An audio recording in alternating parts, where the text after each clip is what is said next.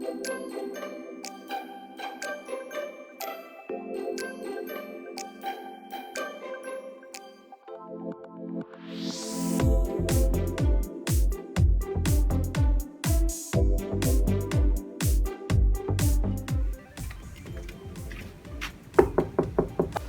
masuk.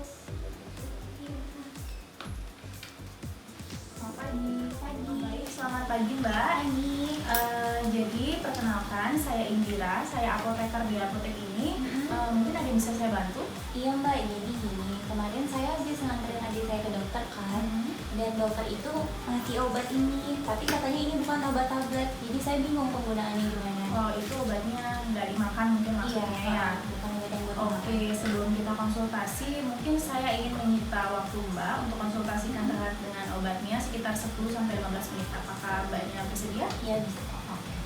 Saya mulai ya. Saya ingin mengecek resep dulu untuk memastikan pasiennya benar atau tidak. Jadi apakah benar pasiennya bernama Arini? Oh bukan Mbak, iya benar, tapi saya kakaknya mewakili Arini karena Arininya nggak bisa ikut ke sini. Oke. Boleh saya tahu tempat dan tanggal lahirnya Arini? Boleh, di Singaraja 31 Maret tahun 1997. Berarti benar ya, umurnya 22 tahun. Oke. Alamatnya? Di Jalan Amret nomor 28. Oke. Terima kasih ya Mbak sebelumnya. Jadi saya ingin bertanya, tadi saat Mbak dan Arini ke dokter, apakah sudah dijelaskan mengenai obatnya, kegunaan obatnya? Udah sih, tapi dokter cuma bilang dok, obat ini tuh diminum sekali sehari dan enggak diminum langsung. Oh, bukan dimakan ya? Iya. Kemudian apakah dokter menjelaskan terkait dengan cara penggunaan obatnya? Enggak mbak, dokter cuma bilang ini obat yang bukan untuk diminum, makanya saya kesini karena saya minum. Kemudian apakah dokter sudah menjelaskan terkait dengan harapan apabila si Arini sudah mengkonsumsi obat ini nantinya? Harapannya bisa agar adik saya bisa beraktivitas kembali lagi sih, tidak sendiri lagi. Berarti tadi dokter itu sudah menjelaskan bahwa obat itu sekali sehari, penggunaannya tidak dimakan, benar? Iya. Oke. Arini apakah punya riwayat alergi ataupun merokok mungkin adiknya? Kalau enggak kok mbak. Nggak ada ya? Iya. Oke, kalau begitu terima kasih banyak. Sekarang saya akan menjelaskan mengenai informasi obat yang adik Mbak dapatkan. Jadi obat ini namanya Dulcolax. Jadi tadi kan adiknya Mbak ke dokter dengan Mbak dibilang adiknya mengalami sembelit ya, Iya. kurang lancar BAB-nya, susah. Jadi ini obat Dulcolax, dosisnya itu 10 mg. Nah nanti ini penggunaannya nggak dimakan, betul. Jadi obatnya ini penggunaannya itu melalui anus. Nah ini namanya obatnya suppositoria. Jadi obatnya itu memang digunakan pada pasien yang memang tidak bisa menahan nyerinya karena nyerinya terlalu hebat, sakitnya terlalu hebat. Jadi diberikan obat ini agar efeknya lebih manjur nanti gitu.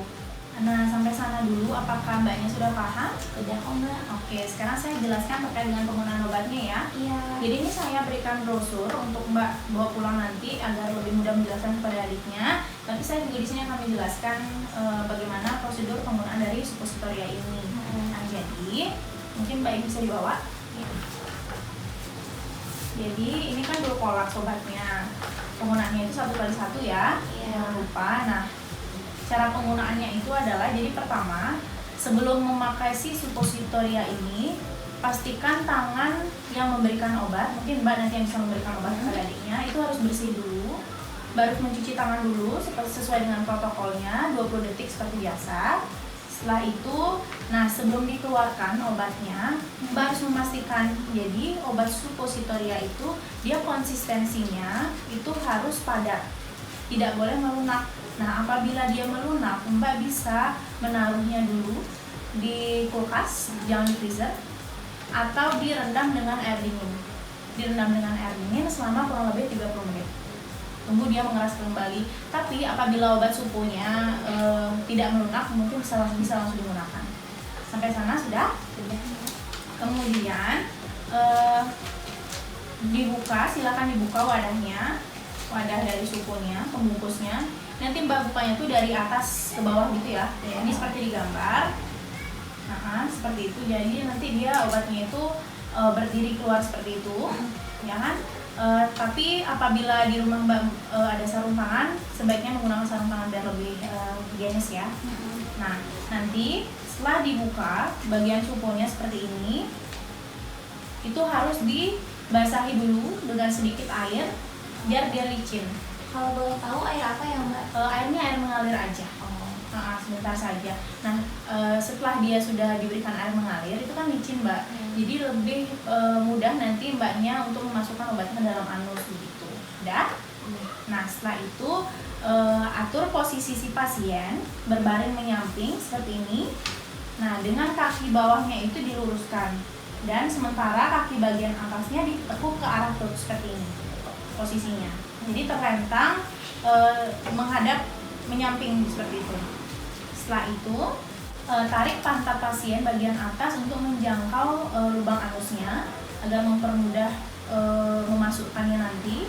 Setelah itu masukkan suponya ke dalam lubang anus secara perlahan.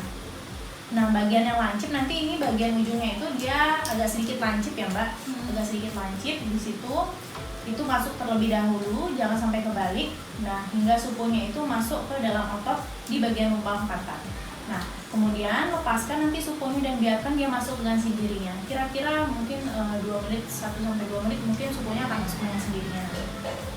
Kemudian pastikan posisi pasien itu tetap berbaring menyamping, jangan dulu bergerak, agar obatnya memang sudah masuk dengan pasti, dengan kedua kaki dan pantat merapat selama kurang lebih 5 menit untuk menghindari supunya itu terdorong keluar. Oke. Kemudian setelah selesai, setelah obatnya sudah masuk, pasiennya boleh diposisikan kembali seperti semula. Kemudian buang sarung tangan yang Mbak tadi pakai itu, kemudian cuci tangan lagi seperti itu. Iya. Jadi untuk memastikan Mbaknya sudah memahami terkait dengan penggunaan suppositorianya, apakah boleh saya minta Mbaknya untuk mengulang kembali apa yang saya jelaskan tadi? Boleh Mbak. Jadi pertama itu pasti cuci tangan dulu kan Mbak. Cuci tangannya kalau nggak salah 20 detik kan Mbak? 20 detik yang bersih ya. Iya. Terus habis itu keluarin obatnya dari pembungkus. Terus kalau misalnya obatnya lunak atau lumet itu bisa kita masukin ke kulkas dulu selama 30 menit atau kita rendam pakai air dingin. Terus habis itu kita buka wadah pembungkusnya itu, kalau ada bisa pakai sarung tangan. Terus bukanya itu ujungnya diinin biar nanti obatnya muncul gitu kan. Runcing ya Mbak. Iya. Terus habis itu obatnya dibasahi sedikit sama air biar licin. Terus habis itu kita atur posisi tubuh yang mau dipakai obat. Posisinya itu berbaring menyamping, kaki bagian bawah diluruskan. Terus sementara kaki yang satu lagi itu menahan perut sampai ke atas gitu kan. Jadi itu pas mau masukin obatnya, pantat bagian atas itu diangkat untuk menjangkau lubang anus. Terus masukin obatnya. Terus itu kita harus nunggu kurang lebih 5 menit ya Mbak? Iya, 2 menit. 2 menit. 2 menit baru 5 menitnya itu menunggu agar obatnya masuk dan nggak keluar lagi. Habis itu kita harus buang sarung tangan yang tadi dipakai atau cuci tangan yang bersih habis itu. Benar sih Mbak? Nah, jadi karena Mbaknya sudah paham terkait dengan penggunaannya nanti untuk adiknya, mungkin ada yang ditanyakan lagi terkait dengan obatnya? Oh iya Mbak, biasanya kan kalau setiap penggunaan obat itu ada efek sampingnya ya. Penggunaan obat itu ada efek sampingnya nggak sih? Ada, tapi seperti yang kita ketahui bahwa efek samping itu tidak selalu muncul pada setiap pasiennya, hanya dalam kondisi tertentu saja. Nah, kalau obat ini karena memang penggunaan dari anus, jadi memang efek sampingnya itu adalah rasa yang tidak enak yang ditimbulkan oleh pasiennya karena dia mungkin baru pertama kali menggunakan obat ini, karena mungkin pernah juga melalui anus seperti itu.